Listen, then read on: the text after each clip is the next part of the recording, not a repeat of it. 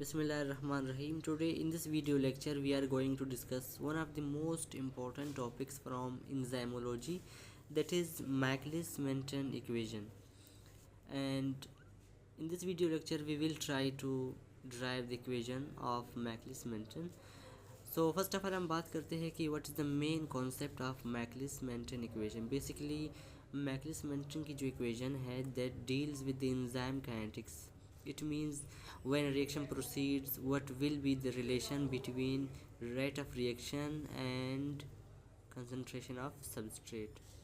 It means जब reaction proceed होता है तो rate of reaction और concentration of substrate में relation जो है वो build up करता है, that is Maclaurin-Menten equation. और इसको हमने derive किया हुआ है from general enzymatic reaction. आप देख लें कि इंजाइम जब कंबाइन होता है किसी भी उसकी कम्प्लीमेंट्री सबस्ट्रेट के साथ, यहाँ पे जो रेट ऑफ रिएक्शन है वो K1 है और ये फॉरवर्ड प्रोसीड होता है और फॉर्मेशन होती है ES कॉम्प्लेक्स की. तो ES कॉम्प्लेक्स व्हेन फॉर्म्स, इसके पास टू ऑप्शंस है. आइदर ये अगेन बैकवर्ड ब्रेक डाउन के थ्रू इंजाइम और सबस्ट्रेट बनाए, यहाँ पे रेट K-1 होगा, या ये फॉरवर्ड फर्दर प्रोसीड करे और इंजाइम को रिकवर कर ले और प्रोडक्ट की फॉर्मेशन हो जाए. यहाँ पे जो रेट होगी वो K2 होगी. नाउ अगर हम बात करें डेरिवेशन की, तो ड्यूरिंग इनिशियल फेज़ में क्या होता है कि रेट ऑफ फॉरवर्ड रिएक्शन या इसको रेट ऑफ फॉर्मेशन भी कहते हैं इंजाइम सबस्ट्रेट कॉम्प्लेक्स की, it is equal to rate of breakdown या रेट ऑफ रिवर्स रिएक्शन. यहाँ पे किसकी रिवर्स रिएक्शन हो रही है? ES कॉम्प्लेक्स की ब्रेकडाउन हो रही है. ओके अगर हम बात करें रेट की, तो K1 या ओनली K में लिखा हुआ है. So it is the rate of forward reaction, concentration of enzyme, concentration of substrate, it is equal to rate of reverse reaction और यहाँ पे ES कॉम्प्लेक्स की कंसंट्रेशन है. नेक्स्ट में क्या होता है कि आपने इसके को इस साइड पे शिफ्ट करना है और ये जो ES कॉम्प्लेक्स की जो कंसंट्रेशन है इसको आपने इस साइड पे शिफ्ट करना है. सो जब आपने इनको शिफ्ट कर दिया, यहाँ पे जो रिवर्स रिएक्शन की रेट है और फॉरवर्ड की, इन दोनों को हमने KS से रिप्लेस किया हुआ है. KS क्या है कि डिसोसिएशन कांस्टेंट ऑफ कॉम्प्लेक्स. तो जब आपने इसको KS से रिप्लेस कर दिया, ये हमारे पास क्या है, इक्वेशन नंबर फर्स्ट है. तो यहाँ पे अगर हम बात करें टोटल इंजाइम्स, तो इस रिएक्शन में इंजाइम्स मल्टीपल टाइम्स यूज़ हुए हैं. जैसे कि एक तो यहाँ पे फ्री इंजाइम्स है जो कि सबस्ट्रेट के साथ कंबाइन हो रहा है, यहाँ पे ES कॉम्प्लेक्स की फॉर्मेशन में भी इंजाइम्स इन्वॉल्व है और लास्ट में इंजाइम्स रिकवर हुए हैं. तो यहाँ पे अगर हम टोटल इंजाइम्स की बात करें तो टोटल इंजाइम्स को E0 या ET से शो करते हैं, that is equal to concentration of free enzymes plus concentration of ES complex. तो अगर आपने फ्री इंजाइम की कंसंट्रेशन फाइंड आउट करना है तो आपने इसको छोड़ देना है, बाकी इसको इस साइड पे शिफ्ट कर दिया, यहाँ पे प्लस से यहाँ पे आके माइनस हो जाएगी. अभी देखिए ये जो इंजाइम, जो फ्री इंजाइम की जो कंसंट्रेशन है इसकी हमारे पास एक वैल्यू आ गई. इसको हम पुट करेंगे इस इक्वेशन में. यहाँ पे ये जो कंसंट्रेशन ऑफ फ्री इंजाइम है, यहाँ पे हम इस वैल्यू को पुट करेंगे. जब हमने पुट कर दिया तो हमारे पास कुछ इस तरह से इक्वेशन बन गया. नाउ यहाँ पे हम क्या करेंगे कि इनकी क्रॉस मल्टीप्लिकेशन करेंगे, बाय क्रॉस मल्टीप्लिकेशन.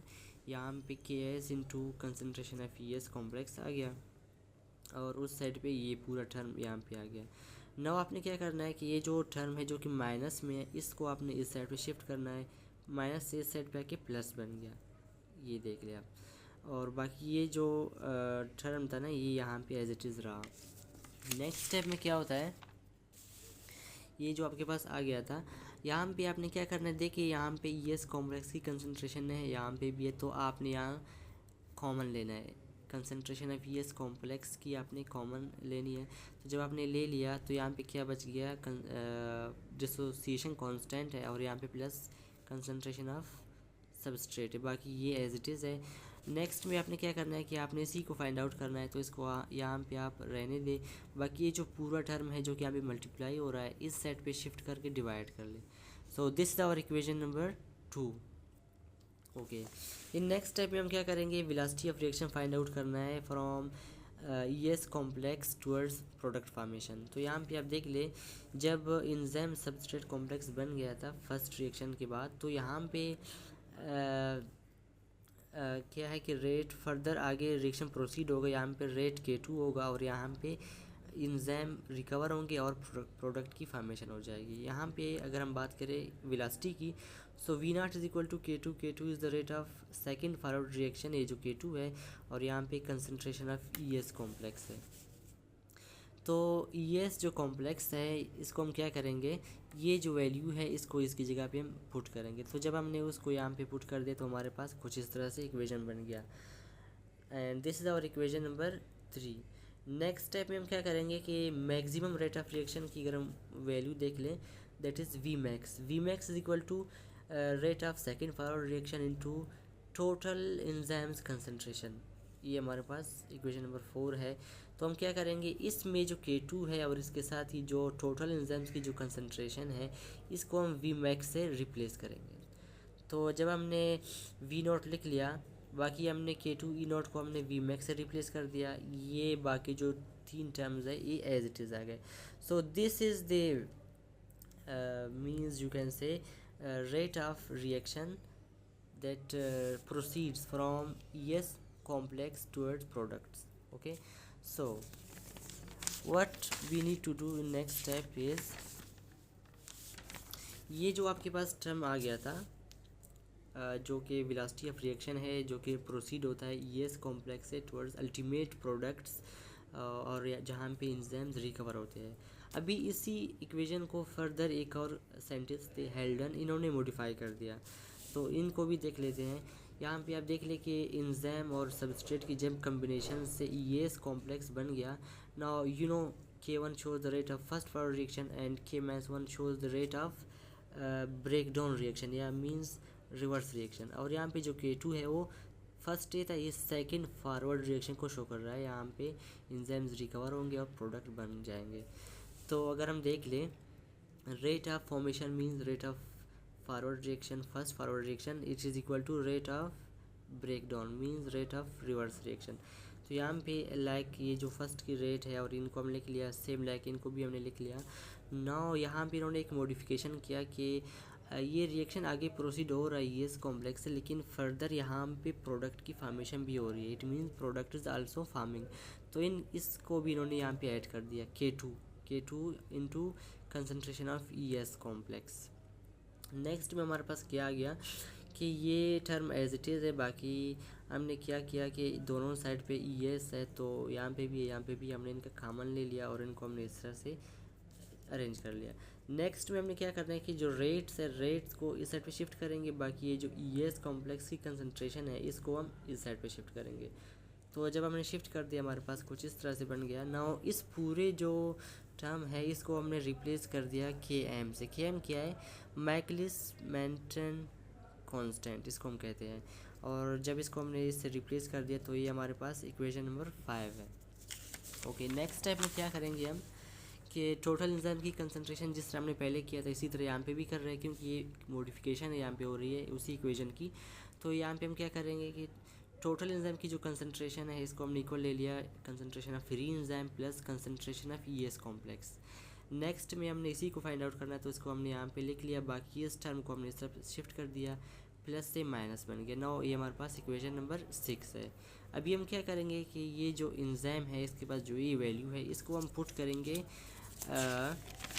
ये जो हमारे पास इक्वेशन नंबर 5 था ना, यहाँ पे इस फ्री एंजाइम कंसंट्रेशन की जगह पे हमने उसी वैल्यू जो ये है इसको पुट करेंगे। जब हमने इसको पुट कर दिया तो हमारे पास कुछ इस तरह से बन गया, Michaelis Menten constant that is equal to इस पूरे टर्म के इक्वल है।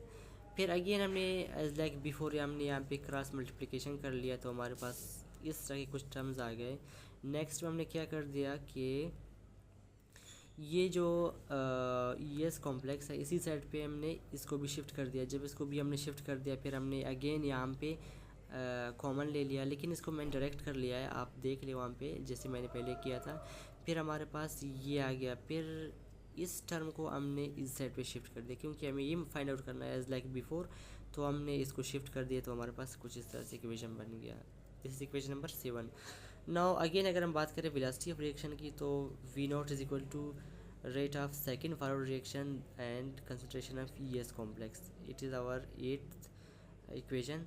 अभी हम क्या करेंगे कि ये जो ES कॉम्प्लेक्स है इसकी जगह पे हम इस वैल्यू को, क्योंकि इसी की वैल्यू है ना, इसको हम यहाँ पे पुट करेंगे। तो जब हम इसको पुट करेंगे तो हमारे पास जो इक्वेशन है वो कुछ इस तरह से बन जाएगी। ये हमारे पास आ गया।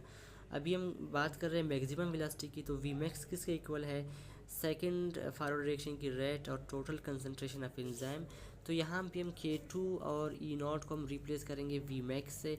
तो जब हम इसको रिप्लेस करेंगे ये वी मैक्स से रिप्लेस होगा, बाकी ये जो तीनों हैं ये एज इट इज़ रहेंगे। तो हमारे पास ये हमारे पास आ गया velocity of reaction that proceeds from ES complex towards the ultimate product formation where the enzyme is detached and enzyme is recovered and product forms। तो वहाँ पे ये हमारे पास velocity होगी। Hopefully you got this. If you have any confusion do ask, and thank you।